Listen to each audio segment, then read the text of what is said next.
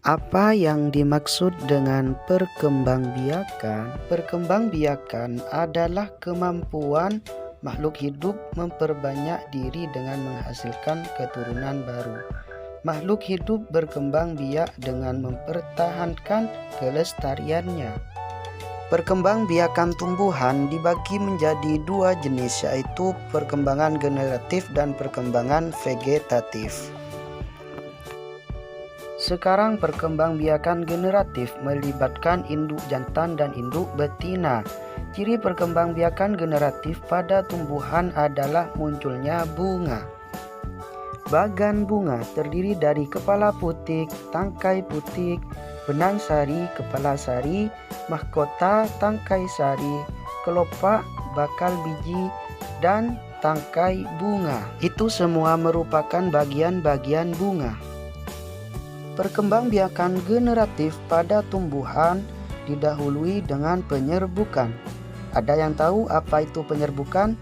Iya, penyerbukan adalah peristiwa jatuhnya atau melekatnya serbuk sari ke kepala putik.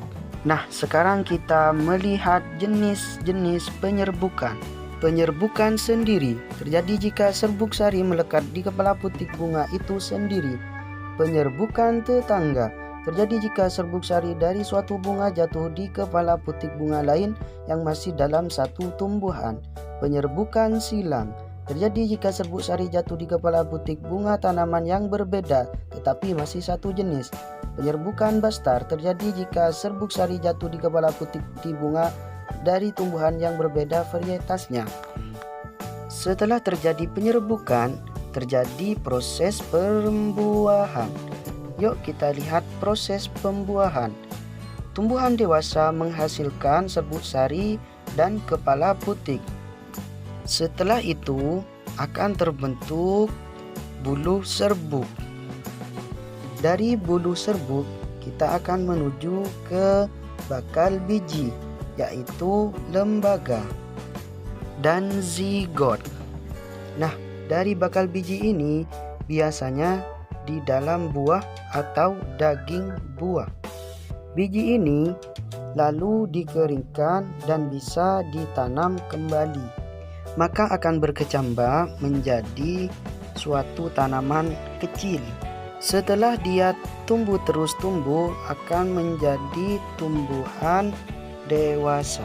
Nah, setelah itu terus seperti itu adalah siklus tanaman berbuah. Apakah masih ada yang bingung? Kalau tidak ada yang bingung, kita lanjut, yaitu perkembangbiakan vegetatif.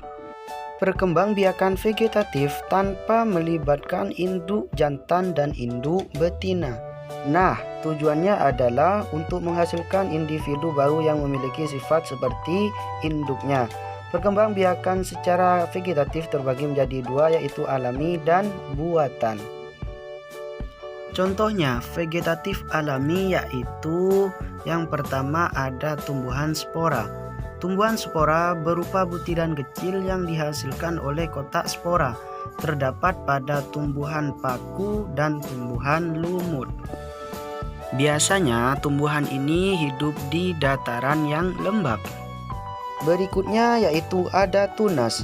Tunas adalah tumbuhan muda yang tumbuh dari bagian tubuh induk tumbuhan. Contohnya pada bambu dan pisang.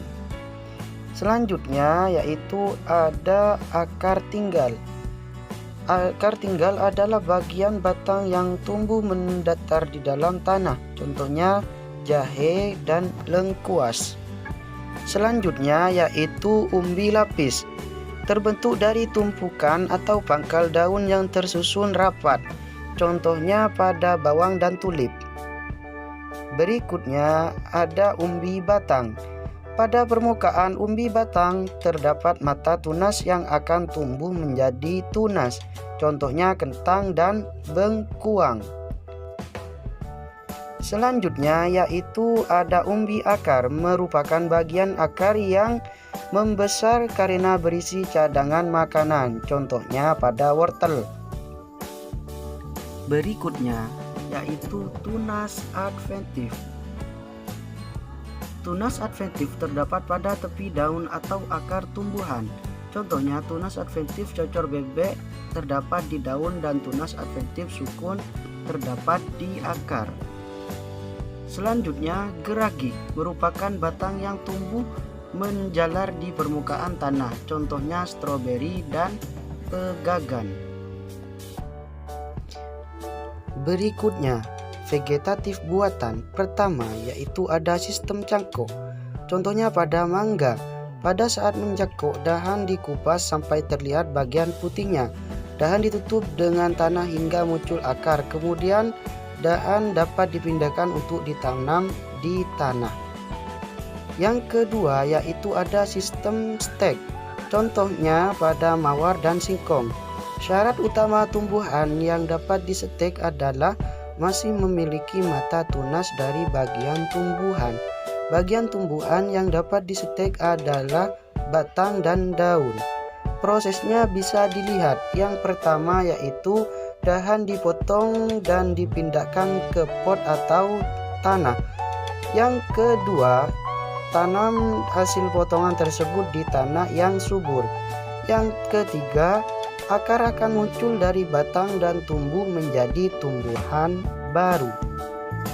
Berikutnya yaitu sistem sambung. Contohnya pada mangga.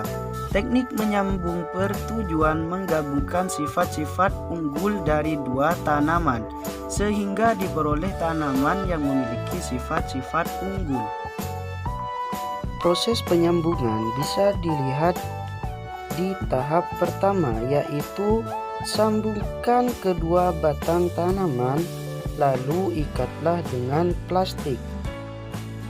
Setelah itu, proses yang kedua yaitu potonglah batang tanaman berbentuk huruf V untuk batang bawah. Terus potonglah batang tanaman berbentuk huruf V terbalik untuk batang atas. Setelah itu diikat dengan plastik. Berikutnya, okulasi. Contohnya pada coklat dan belimbing. Tujuan okulasi adalah untuk memperoleh tanaman yang memiliki sifat unggul, gabungan dari dua sifat tanaman yang baik. Oke, kita lihat proses pengokulasian. Yang pertama yaitu iris kulit batang induk. Yang kedua, iris kulit tanaman yang memiliki tunas. Selebar irisan pada tanaman induk lalu tempelkan pada tanaman induk. Yang ketiga, ikatlah bagian atas dan bawah tunas dengan plastik. Lalu biarkan beberapa hari, kemudian tunas yang ditempel akan tumbuh. Berikutnya kita yang terakhir yaitu runduk. Contohnya pada stroberi dan arbei. Merunduk dilakukan dengan cara membenamkan bagian batang suatu tumbuhan di dalam tanah. Syarat utamanya adalah tanaman memiliki batang yang mudah dibengkokkan. Nah, itu semua merupakan perkembangbiakan tumbuhan.